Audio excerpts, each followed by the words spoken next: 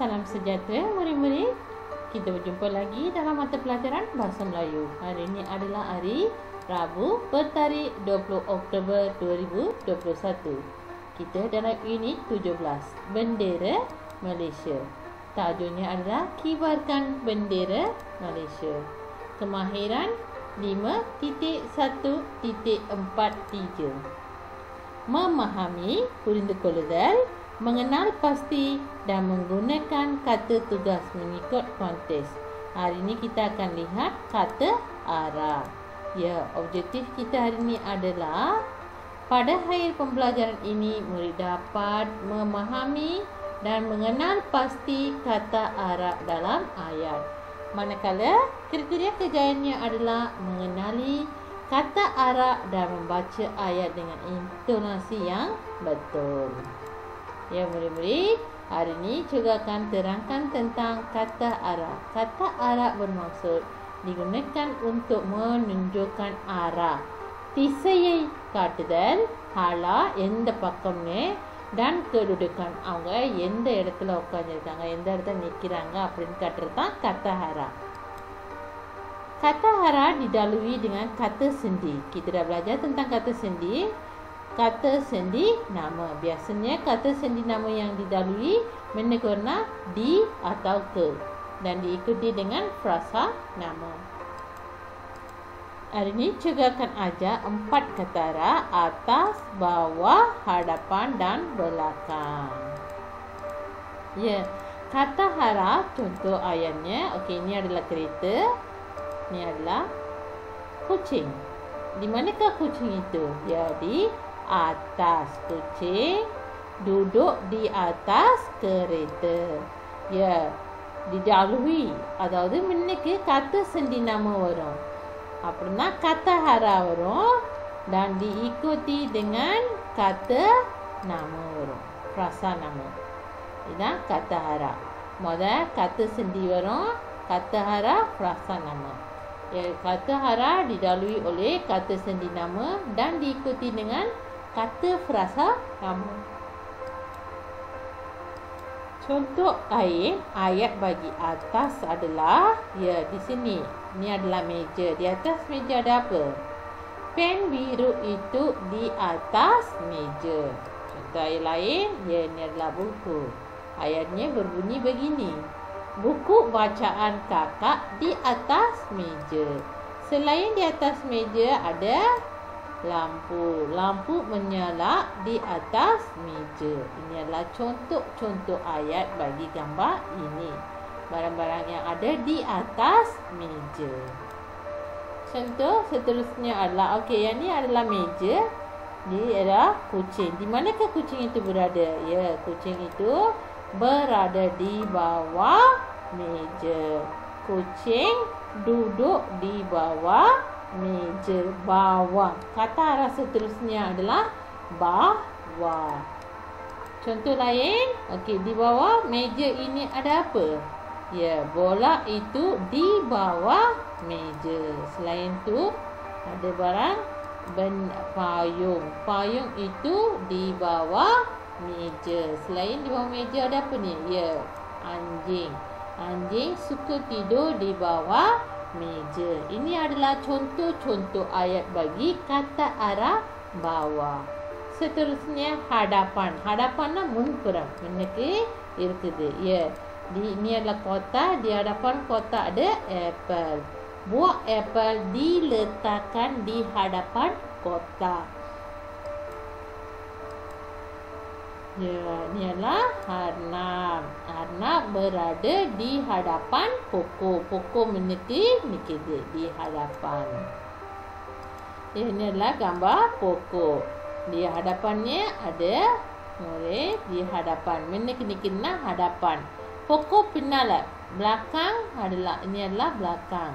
Contoh ayat bagi hadapan adalah mirtula berdiri di hadapan pokok. Berdirinya menikir. Pokok menikirangga. Okey, seterusnya siapa ni? Ya, Mitran. Mitran berada di mana? Belakang. Mitran berdiri di belakang pokok. Pokok pinala. Pinala belakang. Menikna hadapan. Contoh lainnya adalah, ini adalah tirai. Di sebelah ada dua arah. Okey, di hadapan. Ayat yang sesuai, Lashan berdiri di hadapan tirai.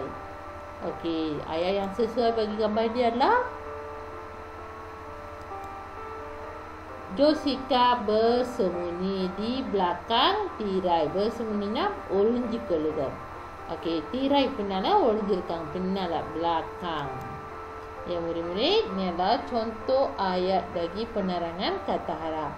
Seterusnya kita lihat dalam buku teks muka surat 99. Terdapat 4 gambar. Gambar pertamanya adalah murid-murid berhimpun di, ini apa ni? Pentas.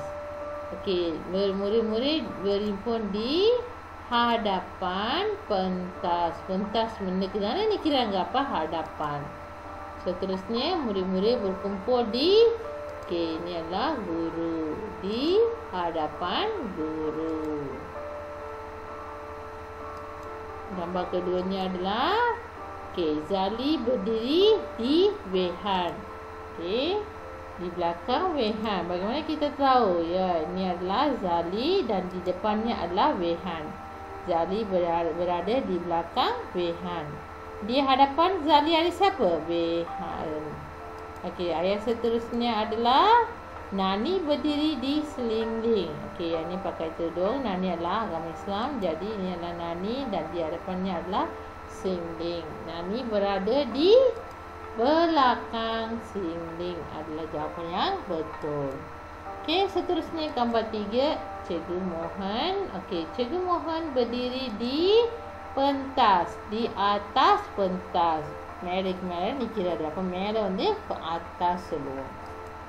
Contoh seterusnya lah, ni siapa ni? Rani. Rani berdiri di bawah pokok. Pokok kilat, marti kilat. Ni kira di bawah pokok. Ya murid-murid, itu adalah contoh ayat bagi dalam buku teks muka surat 99.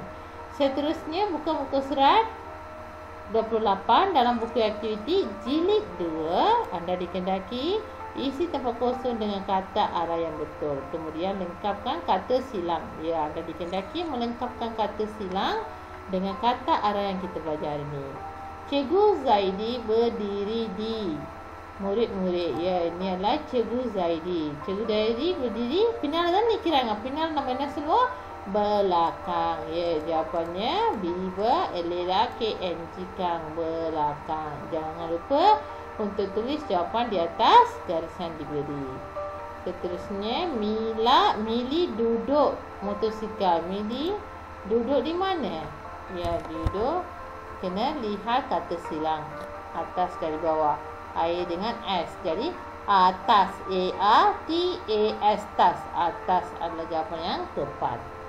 Okey.